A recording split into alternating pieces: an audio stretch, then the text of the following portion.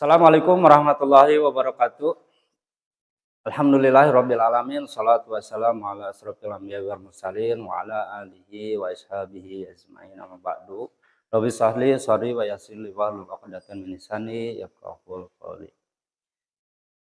Alhamdulillahirabbil alamin, puji dan syukur mari kita sama-sama panjatkan kepada Ilahi Robbi, yang mana kita dapat berkumpul pada hari ini untuk mengikuti pembelajaran pada pagi hari ini. Sebelum masuk ke pembelajaran, Bapak mau tanyakan bagaimana kabarnya kalian hari ini? Alhamdulillah sehat semuanya.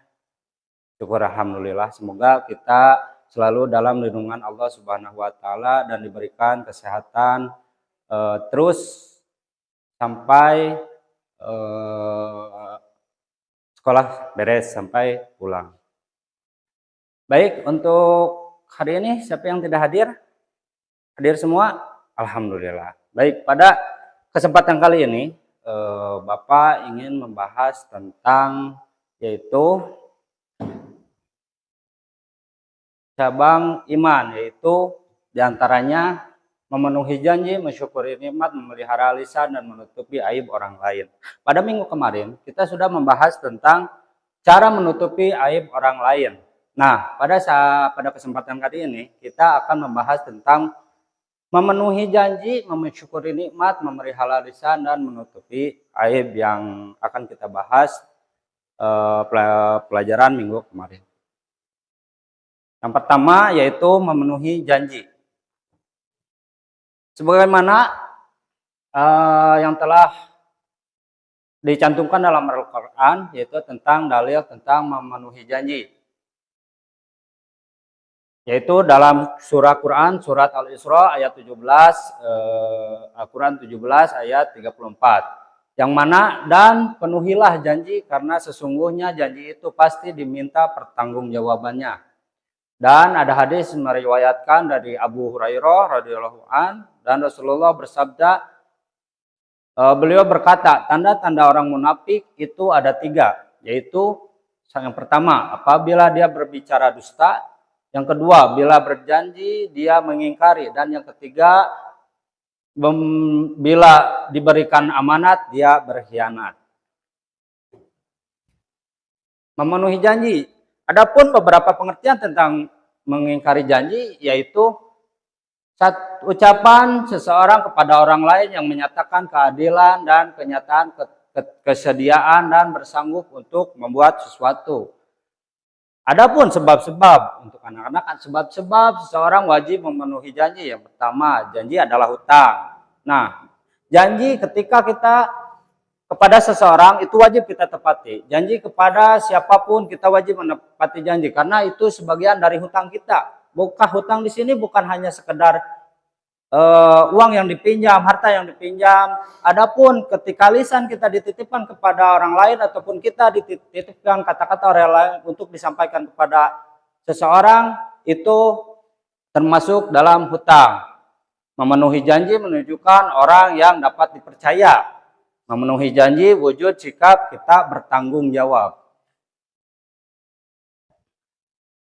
Ketentuan dalam berjanji, sebelum mengucapkan janji, pikirkan dahulu dengan matang.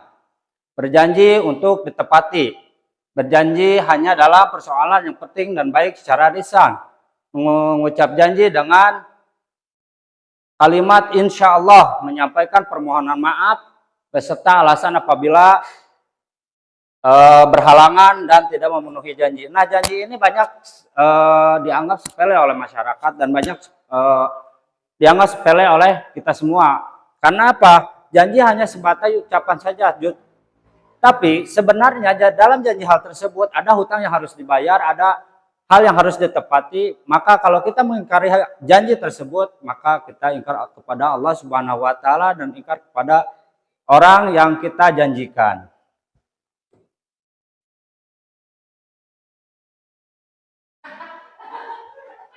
Oke.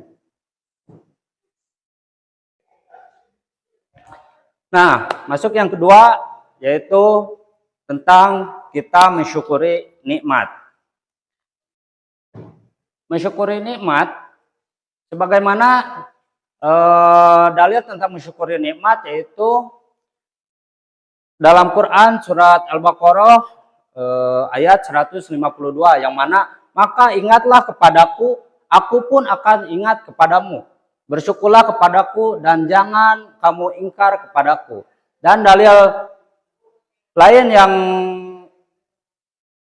dan dalil lain tentang mensyukuri nikmat yaitu Quran surat Ibrahim ayat 34 yang mana dia telah menggerakkan kepadamu segala apa yang kamu mohonkan kepadanya. Jika kamu menghitung nikmat Allah, niscaya kamu tidak akan mampu menghitungnya. Sesungguhnya manusia itu benar-benar sangat zalim, sangat kufur. Nah, sekarang kita akan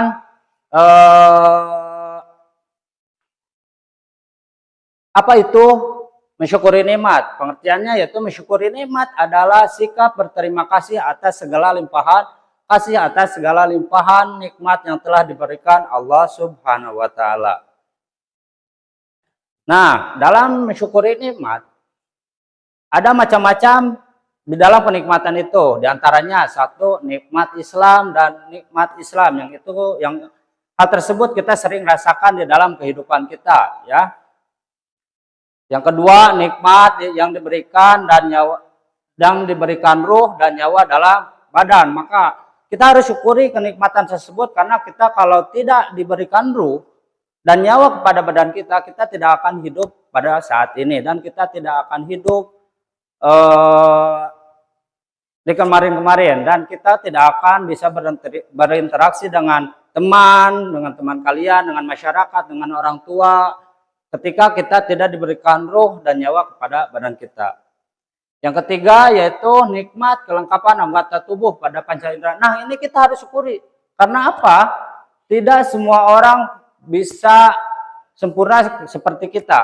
Ada orang lain di luar sana yang memang ketika anggota tubuhnya kurang. Jadi salah satunya yaitu ketika kecelakaan mereka harus kehilangan tangan, mereka harus kehilangan kaki, mereka harus kehilangan sebagian anggota tubuhnya. Nah, karena itu kita harus bersyukur.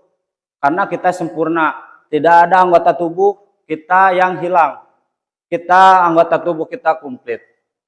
Yang ketiga, yang selanjutnya yaitu nikmat kesehatan. Nah, ini yang sering kita lalaikan dalam kehidupan kita. Bapak mandat kepada kalian semua, anak-anak, kita harus terus bersyukur, kita harus terus bersabar atas nikmat dan kesehatan di dalam tubuh kita, karena kenikmatan sehat itu luar biasa nikmatnya, luar biasa mahalnya. Banyak orang di luar sana, banyak orang di rumah sakit yang sekarang kurang sehat itu mengalami kesusahan. Nah, yang terakhir yaitu nikmat harta, benda atau kekayaan.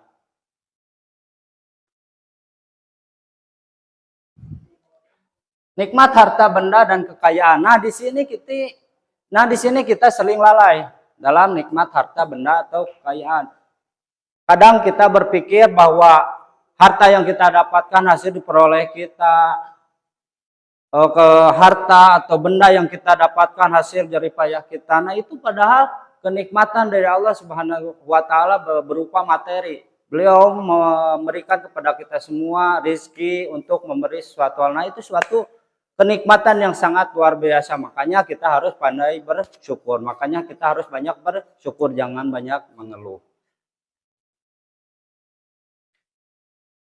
Nah, dalam mensyukuri nikmat ada beberapa cara, yaitu diantaranya selalu berzikir kepada Allah Subhanahu wa taala, merenungi nikmat-nikmat Allah sekecil apapun itu harus dinikmati, direnungi bahwa semua hal yang kita punya untuk hari ini itu dari Allah Subhanahu wa taala. Bersikap qanaah, bersujud, jangan selalu memperhatikan orang lain yang lebih di atas. Kita ada pepatah yang mengatakan kita harus melihat ke bawah bukan ke atas. Maksudnya apa? Kita harus melihat yang lebih kurang dari kita. Kita mampu bersekolah, kita mampu bisa belajar hari ini, kita mampu membeli ini itu.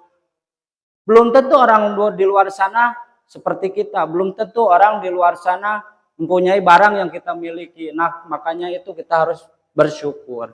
Menggunakan nikmat sesuai dengan fungsinya. Hikmah, adapun hikmah dari nikmat itu, diantaranya yaitu Allah Subhanahu wa Ta'ala, Allah akan melipat gandakan kenikmatan tersebut. Yang kedua, mendapatkan surga yang penuh dengan kenikmatan. Amin ya rabbal alamin.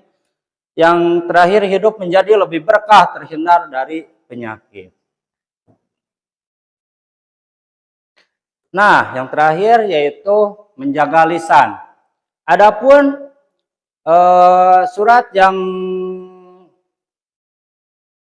adapun dari Abu Musa radhiyallahu an berkata, para sahabat bertanya kepada Rasulullah Shallallahu alaihi wasallam, Islam seperti apa yang lebih utama ya Rasulullah Shallallahu alaihi wasallam? Rasul menjawab, seorang yang dapat menyelamatkan saudaranya sesama muslim dari gangguan lisan dan tangannya. Dan adapun surat yaitu artinya, wahai orang-orang yang beriman, bertakwalah kamu kepada Allah Subhanahu wa Ta'ala dan ucapkanlah perkataan yang benar. Niscaya Allah akan memperbaiki amal-amalanmu. Allah sesungguhnya Dia menang dengan kemenangan yang besar. Quran surat Al-An'am ayat 70 sampai 71.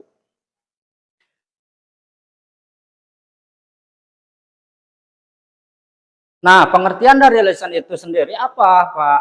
Nah, di sini pengertian dari lisan itu yaitu berarti berhati-hati dalam berbicara, berhati-hati dalam berkata, berhati-hati kita dalam lingkungan, dalam bersikap dan berbicara.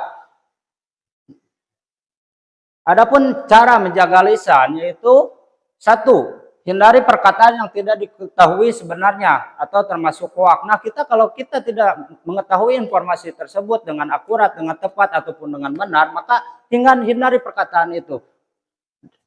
Dua, tidak selalu menyampaikan apa yang didengar orang lain. Hindari sikap berlebihan dalam berbicara. Nah, orang yang banyak omong dalam lingkungan atau dalam pergaulan kita semua untuk anak-anak, ini terkadang kita harus membatasi dalam menjaga lisan tersebut. Karena apa? Perkataan tersebut kadang bisa menyakiti orang lain, kadang bisa membuat hal-hal yang negatif seperti ghibah dan lain sebagainya. Kalau lebih baik diam daripada berbicara. Diamnya seseorang untuk orang yang banyak bicara yaitu emas. Memperbanyak zikir dan membaca Al-Quran, berkata santun kepada orang tua. Nah, apalagi ini kepada orang tua ya. Untuk seorang anak ini wajib patuh kepada orang tua. Jangankan untuk berbicara kasar, jangankan untuk bernada kasar, untuk berbicara saja kepada orang tua, maka itu sudah termasuk kepada dosa besar. Nah, adapun kenikmatan atau hikmah menjaga lisan yaitu satu, mendapat derajat yang tinggi. Yang kedua, mendapatkan keimanan dan ketakwaan. Terhindar dari kerasnya hati, mendapatkan ridha Allah Subhanahu wa Ta'ala. Terhindar dari kebinasaan yang terjadi pada kaum terdahulu.